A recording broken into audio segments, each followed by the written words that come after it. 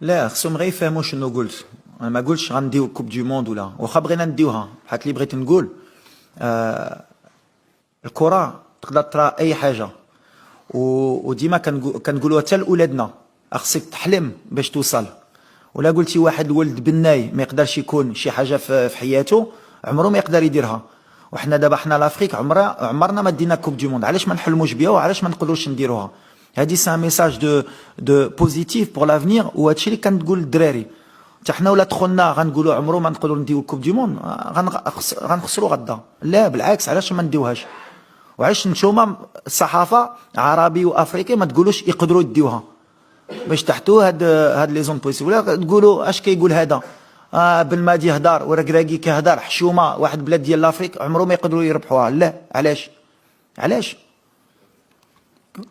عندك واحد الولد د مدينه صغيره، هو اليوم هو جالس معاك وكيلعب 8 فينال كوب دو موند. ولا كنت انا كنفكر هيدا ملي كنت صغير ما نكونش هنا اليوم. دونك انا كنقول لك علاش لا ما ندوش كوب دو موند ان شاء الله، وغدا غنتقاتلوا باش ندوزو الدور الثاني. يمكن ما غاديش ندوها، هاك حلمنا بها وغنتقاتلوا بها باش ان شاء الله يمكن 20 سنه ولا 30 سنه يمكن المغرب ديها ولا السنغال ولا شي فرقه، وغيقولوا كان المغرب كان يقولوا يقدروا يديروها.